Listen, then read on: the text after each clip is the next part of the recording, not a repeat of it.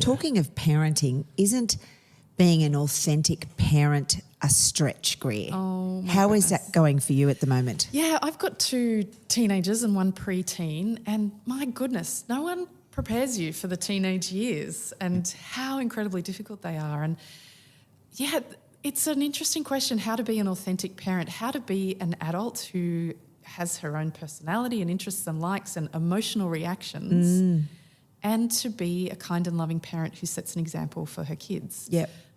So, there are days when if I was being authentic with my kids, I would not be being kind. How do I have my emotional reaction? Like, my kids are doing crap that gets me angry, and how do I have my anger authentically without blowing my top at the kids and without scarring hurting them? Yeah, and having to pay for therapy. They're going to have therapy over one thing or other for the rest of their life. Just start putting money away, babe. That's right. But yeah, how do I have my authentic emotional reaction to them and to life, and be a good parent, be the kinder, wiser, stronger, person in that relationship? It's not an easy path. And raising daughters is particularly hard. I remember a conversation with my girls about sex and premarital sex and condoms and periods and the pill and the bar and all the bits and what are the options and when to say yes and when to say no and should you do it, shouldn't you do it, the whole shebang and what happens. And I don't think any of those conversations are gendered, by the way. I think that you have those conversations with you would daughters, do. sons. Yeah. Well, I don't know sons, so I only know my context. I just this story is just about these 2 girls. And I was having this authentic conversation, right? And it went I was really concerned that I was deeply concerned about sex unprotected. And I think that's anybody, right? Right. And when you're young, I don't think they realise how important that is. But I grew up in the 80s. I grew up with AIDS being a thing and the big scary... The Grim Reaper playing Did you grow up with that? Yes.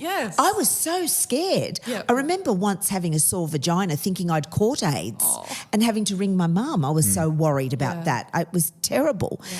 It was just thrush from antibiotics, but it wasn't AIDS, so it was a good thing. But it was a very scary thing. But I've grown up in that period of time. I also grew up with all my own baggage around child abuse and grew up with my own baggage of having an abortion at 21. And so I did not want my kids to have unprotected sex and then have to make a decision whether they would keep it or kill it. And so I had to have this really authentic conversation one day after what was an unprotected sex moment.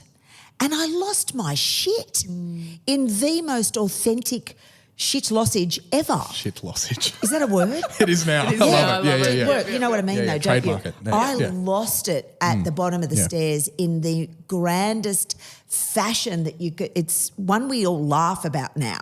We piss ourselves as a family. I was on steroids, mate. I went off. But what I was authentically concerned about was my kid having an unwanted pregnancy and having to make a decision that would change her life forever. Whether it was have the child, it would change her life, or abort the child, it would change her life.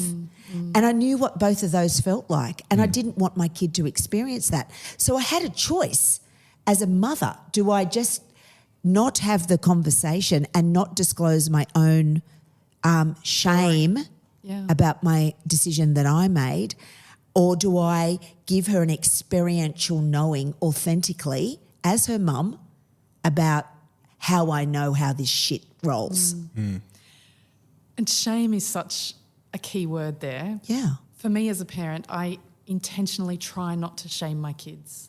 I do not want my kids to feel any sense of shame from my parenting. But in all of these decisions that they're making in life about sex, drugs, alcohol, whatever it might be, whatever they're approaching in life, I have an opinion about what I think is right for them and what I think is good for them and what I want them to be doing. But I, as a parent, I have to balance how I express that my authentic desire and my hope for them with not wanting to shame them and not wanting to judge them and wanting them to know that who they are is loved no matter what they choose. That's gold. And I'm so grateful for my relationship with my kids, where I feel like each of them can be really honest with me and can talk to me about the stuff that they know that I would rather they weren't doing or whatever it might be. Yeah. But they can talk to me about it because I want them to know that their authentic self is never going to be judged or shamed by me, and the choices that they make do not change my love for them. And if they can come from that solid grounding, then they're free to be themselves and discover who they are without any sense of shame, and they can step into that fully, is the hope. I failed on that. I totally failed. Oh, we all fail over and over, Ness. But it was my own shame. It was my own shame that I was wearing, that I put out there, and I suppose and I've done it on a couple of occasions with one of my daughters, and it has had detrimental effects in our relationship, in her development, because of the words that I chose at the time to use that were just coming from my own shame, my own experience of shame. And so I've just didn't want her to feel that, and her not, in my desire for her to not have that feeling of shame, I in fact instilled shame. It's awful. So hard. Yeah, so if I could take back and be a little less authentic in my parenting, I would push rewind on the tape deck, you know, that noise that it makes, and I'd take it back and I would do it differently, but I can't.